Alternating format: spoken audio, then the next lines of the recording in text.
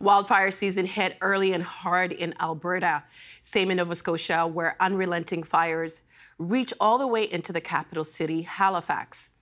And here in Ontario, several forest fires burn out of control in the north, for example, near Wawa and Sioux Lookout.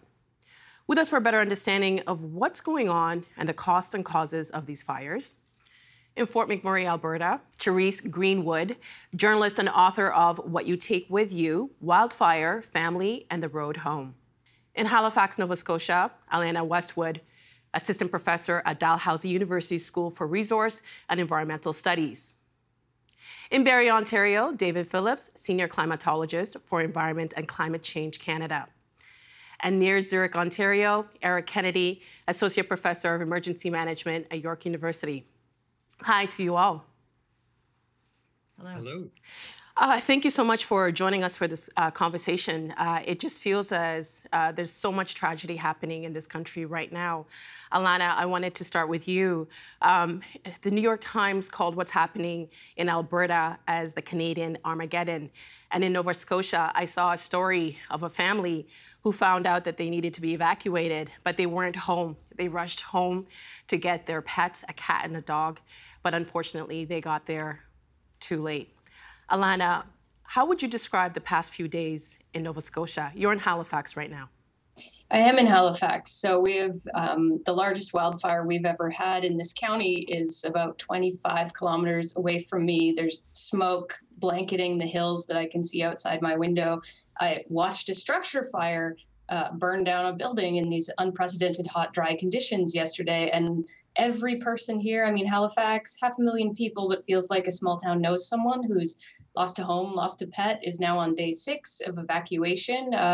It's one of the most stressful things I can say I and our community out here has ever lived through. And as we all know, we've been through a few things in these last few years. I just wanted to do a quick follow-up. How do you find the response with the communities? Because I'm guessing when you find out, I read that some people found out they needed to evacuate within 30 minutes. How do you mobilize as a community to make sure that everybody's safe so fast? Incredibly, and I really have to put this so much thanks into the hands of our first responders. We've had no human injuries or deaths, which is incredible. But for example, we were with people on Sunday who got the emergency alerts on their phones, and they also went home, were unable to get in, the roads were closed. Fortunately, their pets were rescued and had nothing but the shirts on their backs. But communities have mobilized, donation centers are overflowing, there are many comfort centers open. Most people have found a place with friends or family and are just kind of waiting for the rain so that hopefully those whose homes are standing, about 150 homes have burned so far in the Halifax area, can go back. And rain is expected for Friday today. We're looking at rain overnight. Please, may everyone put in their hopes for us. David, what's causing these wildfires? Well, Nam, I think it actually goes back several months. Of course, we had Hurricane Fiona, one of the most destructive hurricanes in Canadian history. It brought down millions of trees, big foliage trees, and broke a lot of branches. And so with a lot of dead timber sitting on the ground and drying out for 8 months, the region was just a province of kindling. And so certainly forests, you talk to forestry people and they will often say, well, you know, it's the fuel. You need the fuel. Well, boy, did they ever have the fuel. And then, of course, they also, you need to ignite that fuel. And really, there's been very little lightning activity in Nova Scotia. But, you know, only 3% of the fires in Nova Scotia are started by lightning. Most of them are people-driven. I mean, people carelessly, some people set them on purpose. But whatever, that has been the ignition aspect of it. But then, of course, Nam, the weather has not cooperated. We've had 8 of the last 9 months have been warmer than normal. We've had the snow disappear early, and we had very little snow in parts of the Maritimes this year. And then it's been so dry.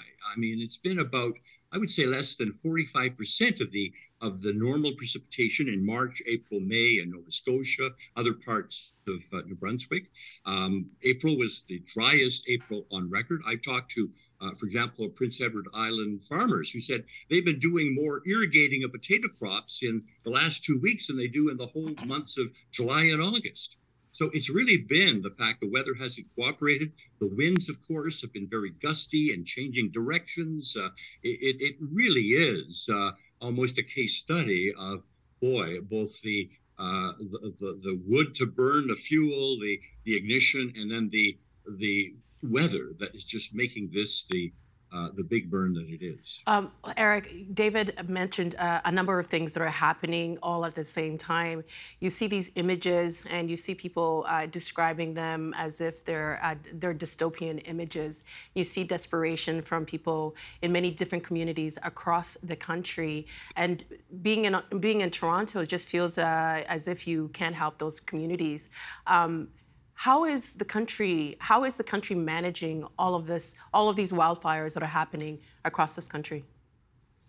Yeah, absolutely. I mean, one of the things that I think is so important and effective about the Canadian wildfire system is our ability to share and collaborate and provide mutual aid across this country. And so we've seen that already in droves this season, right? We've seen personnel from Ontario and many provinces heading out west to support Alberta in their firefight.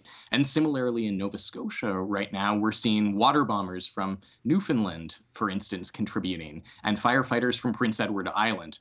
That's a huge part of how we manage fire in this country, is through collaboration and mutual aid. We always hope that because we have such a large country with some weather and climate variation at any given time, that those jurisdictions that are feeling the brunt of the fires can be assisted by those who might have slightly cooler conditions locally. And Therese, I can only imagine what it's like for you to see all of this unfold, especially in Alberta. You've lived through the 2016 Fort McMurray wildfire. Can you help us understand what it's like to evacuate for a fire emergency? Well, it's absolutely like what your other guests have been describing. It's dystopian. It feels apocalyptic. 1 minute in our case in Fort McMurray, we had 90,000 people evacuating on the same day. As far as I know, it's still the largest evacuation, and I hope it's always the largest evacuation in Canadian history. But you're suddenly thrust from an ordinary day where the sun is shining and you're putting away your groceries or doing your laundry, that kind of stuff. And then all of a sudden you get a knock on the door and it says you have to be at 15 minutes. And then the sky immediately turns black with smoke. And everybody, it feels a little like, I always imagine what the evacuation of Dunkirk must have felt like, because it's every ship a sail, everybody's on the road at the same time. One of the things that Alana was mentioning about people trying to get back into their house after they get the alert, here in Fort McMurray, no one would try to go back to their house anymore. They would evacuate and keep going. And that's because we know how fast the wildfire spreads, how uncontrollable it is. I think if you haven't experienced it, you think you've seen a house maybe on fire, you've seen the fire department responding. It's absolutely nothing like that in real life. I wouldn't describe it as a feeling of terror, but that's all. People seem to be, I think we had an advantage in Fort McMurray, to be honest, because we are a big industry town. We are also a safety conscious town, and we drill in fire safety. You can be at a black tie event and they will tell you where the fire exits are. It's taken very seriously. So when the evacuation order came down, everyone evacuated. And I think that's the reason we did not see a loss of life from the actual fire itself. I'm guessing too, it must keep not just you individually, but the community kind of in a state of hypervigilance. I wanted to read an excerpt from a recent op-ed that you wrote for the Calgary Herald. You wrote, "These days, it's easy to spot a longtime resident of Fort McMurray. We continually check the Alberta wildfire map, reassuring ourselves there is no wildfire within 100 kilometers.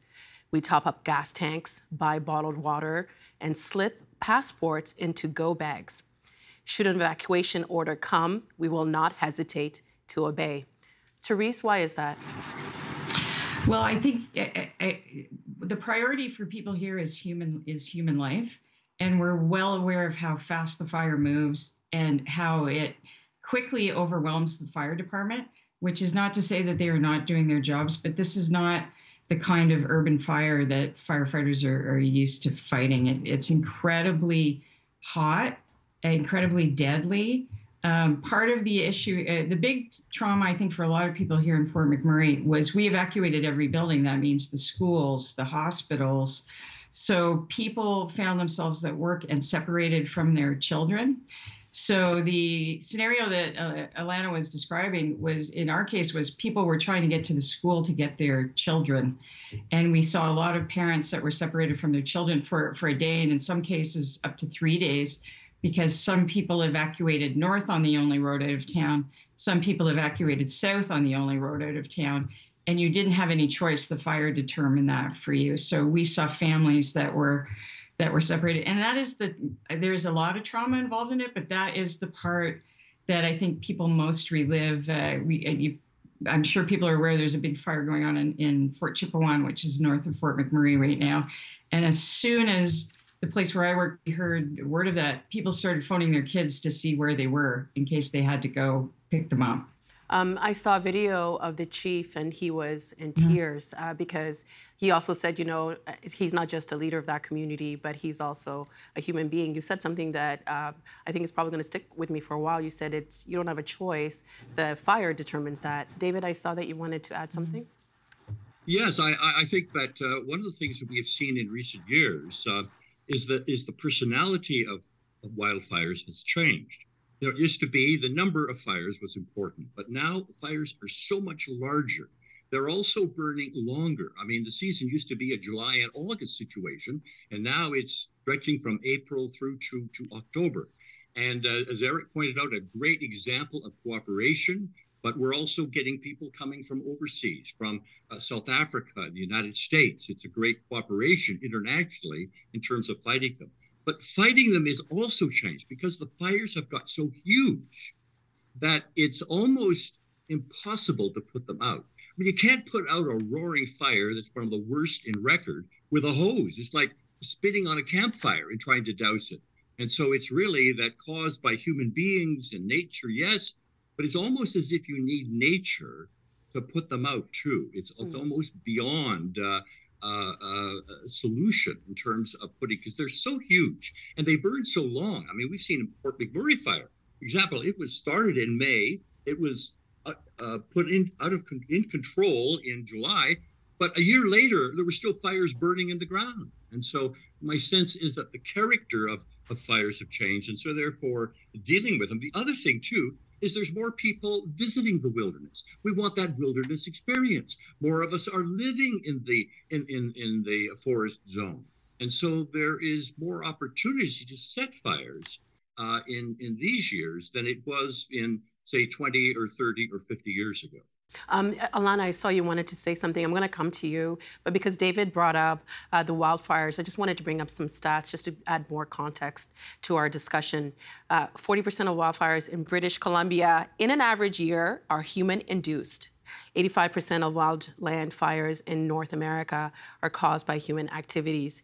Between 1992 and 2012, man-made fires have tripled in length in North America. Eric, what is the connection between wildfires, human activities, and climate change?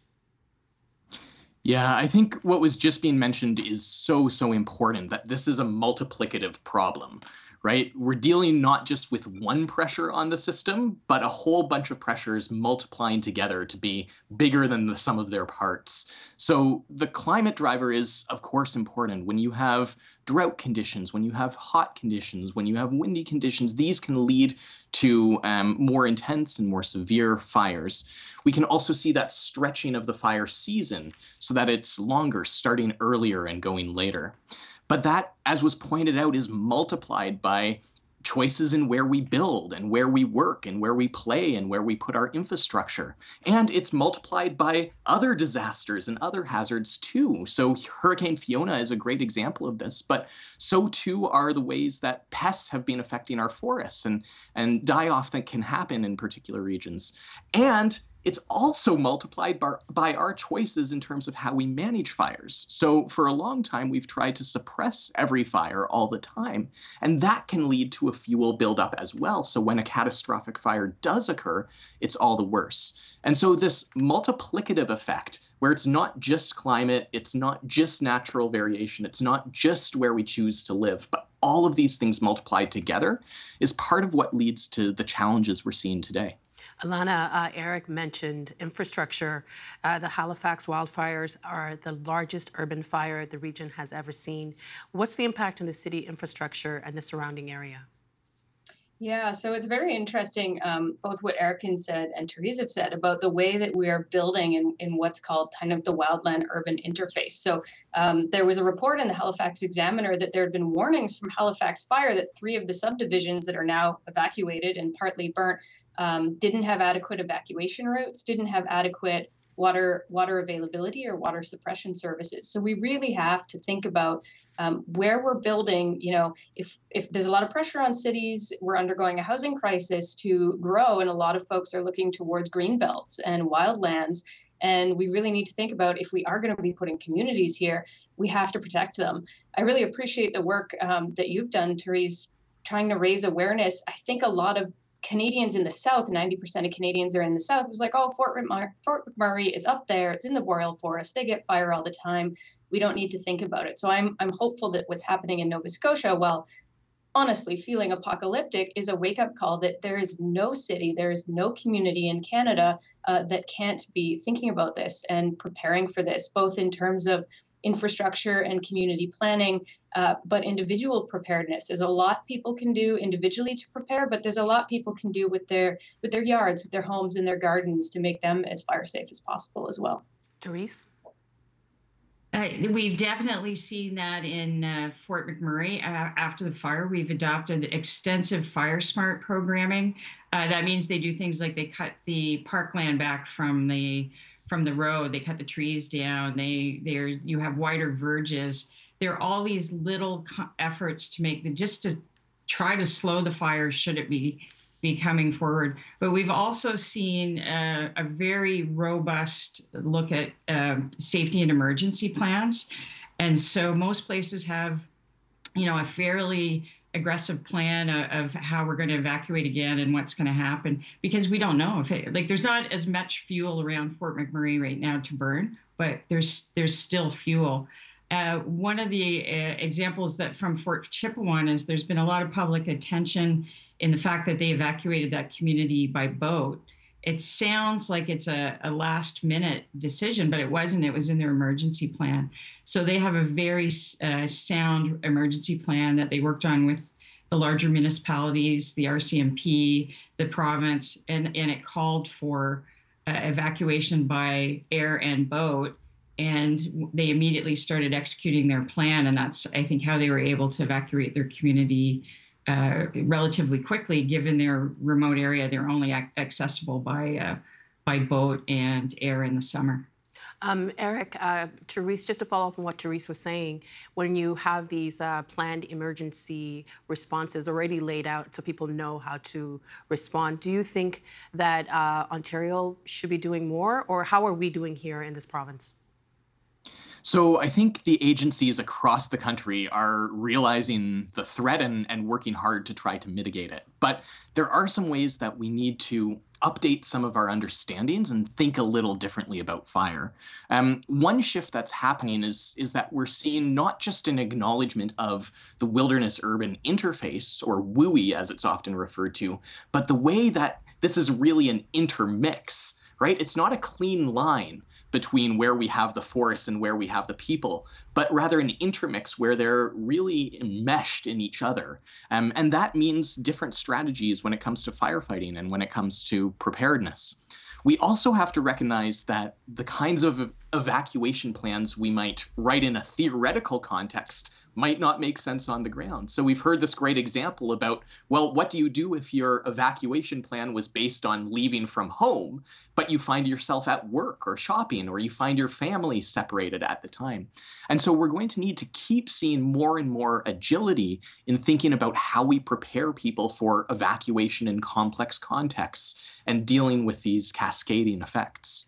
David, I was reading something that said that for some people who have been evacuated to, I guess, to qualify for federal programs, you have to be, I guess, displaced for maybe 7 days. And one family was saying they had been displaced for 6 days. And now we're hearing that bans are being introduced in, say, Nova Scotia. I think the ban was somewhere around $200, $235, Alana, and now it's $25,000, like in the thousands of dollars. What do you think that these bans actually work to help people understand the repercussion of their actions, or do you think more needs to be done in that case? Well, I certainly think bans work, and I think governments have to be more strict in issuing bans. Hey, just because you can't roast your weenies on a particular weekend in Algonquin Park, for example, well, so what? I mean, if it's going to keep the fire risk lower, and that you could then enjoy it maybe next month or the month after, then I think that we need to have those measures in hand and make them very, very strict. Because you see, so many of the fires at this time of the year are caused not by lightning. I mean, that comes later. It's caused by people. And so I think that just denying people the opportunity to have a campfire, I think is good. I mean, they can visit the wilderness, but they have to take measures that they maybe not like, but it's for the best of everything. I think also that we have to, in terms of, was mentioned by the other guests about introducing different codes. So if you build your dream home in the wilderness or by yourself, then hey, you don't use just city standards. You make sure that you have fire retardant shingles on that. You, in a community that we don't allow communities develop without buffer zones between the forest and the actual the town site itself. So I think we have to be sort of a bit harsh. I think the pricey kind of bans and fines are a good idea. I think we have to get into people's minds that this is a serious issue. This is not something that's just a rural or countryside kind of, it's everybody. Because you see, the problem is everybody smells the smoke. And that is very toxic. We don't know what the long-term effects of breathing smoke is. In Calgary, for example, I mean, you can see the mountains most days from your home. During the fires recently, you could not see across the street. I mean, they had like normally 9 hours a year with haze and smoke. They had over 500 hours of haze and smoke. So it was a different environment under these kind of situations. And I think that people need to be shaken up to the fact that, hey, this needs action now. We don't have to wait for it in 20 years. This is something going on right now. Alana? Yeah, and I mean, certainly foresters, environmental scientists like myself and many of us have been warning this was coming. There's no shortage of warning. So what I would really urge viewers to consider is your community responding to the severity of these increases in natural disasters? And if we don't take proactive measures to curb human-caused climate change right now, they will continue to worsen. So I'd really encourage viewers to grab the email of their MLA, of their MPP, and ask kind of what is the emergency plan in our community? Where can I find it? Do you have one? Are we adequately resourced? What are we doing to mitigate? What are the threats? And make sure that elected officials are taking this as seriously as they should be. Therese? I think everything Alana said is absolutely correct, and it's certainly something that we've seen in Fort McMurray post-fire. And I also want to say that please take your own individual responsibility to prepare your go bag. Make sure you know how to get out of town in an emergency. And I mean all the way out of town. I've worked for a couple of municipalities, and as I'm sure David knows, you always have 3 backup emergency operation centers. Well, in Fort McMurray, all 3 were on fire. So, we were running, things were being run out of Edmonton. And so, but the other piece that I just like people to know is in a fire of this magnitude, no one can come to help you. They're busy protecting the infrastructure that's going to help you escape. So they're protecting the water treatment plant. They're protecting the main highways. They're protecting, key egress and access routes in and out of town. And so you really have to understand that you're going to have to make your own decisions. Or I hope you don't. I hope you're not in that situation. But certainly here, the fire was so rapid and overwhelming. Like Raging Inferno doesn't even describe what it was like. You're going to have to. You can't sit and wait. You just have to. You have to take charge of yourself and make sure that you're able to escape. Which I should also say in Fort McMurray was much easier because we have an incredibly young population here. The average age is about 32. So we weren't evacuating as many people we did evacuate the seniors' home, but they weren't in the kind of numbers that you're going to see in some Ontario towns for sure. We only have a few minutes, but I wanted to follow up on something that you said, Therese, for people to be prepared on an individual basis. When it comes to rebuilding someone's home, insurance plays a huge role. Do you think we need to rethink insurance policy in a time of increased natural disasters? I can tell you from a personal point of view, every individual needs to read their own insurance policy and see what they're covered for. I actually had an excellent insurance policy with a reputable insurance company, and it was still over 2 years before we could get our house rebuilt, and the insurance company was actually very helpful. But if you're in the north, very short building season. And the other thing I think that people need to realize is you're not just rebuilding your house. 3,000 homes are being rebuilt. So we saw during the pandemic the competition for goods and supplies, supply chain things. Those issues are so amplified in this kind of mass building process that it can get very expensive very, very quickly. Eric, the Premier of Nova Scotia, Tim Houston, has requested more support from the federal government. When all of these wildfires are happening in so many different communities across the country, what would you say are some of the solutions at facing this? Yeah, it's a huge and complex problem, and it really needs a whole of society kind of approach to dealing with it. I'm not going to disagree that the individual pieces are important. You absolutely have a responsibility to prevent forest fires from happening and to not be that spark that ignites them, and to be mindful of the different ways that you might accidentally cause a fire. So paying attention to how you're using ATVs and vehicles, for instance. It's not just about your campfire being fully extinguished. There are lots of other hazards we have to pay attention to. But I think this question highlights the really systematic nature of this problem, right? We need those systemic solutions that tackle the building code issues, that make sure we have the capacity for firefighting at a provincial level in every province, not just so that we have the resources there for when times are tough, but also so that we can continue to work effectively in the sharing mode, that there are enough aggregated resources across all the provinces to be able to send to the jurisdictions that are particularly in need. And we have to redefine our paradigm here. This is not just about occasional fires in faraway places. This is about big fires that affect communities, that show up in unexpected locations near to urban centers, near to the places that we live and play and work. And so we need a paradigm that stops seeing these as one-off events that take place happening and affecting someone else, and recognizing that we have to learn to live with fire on a national basis, that we need to invest much more into preparedness, into healthy ecosystems, into getting ready, and into designing our communities in a way that they can potentially live with these fire impacts without being absolutely tragic and devastating. We only have about 2 minutes left, but I wanted to get Therese, David, and Alana to respond as well. You all have 30 seconds. Alana?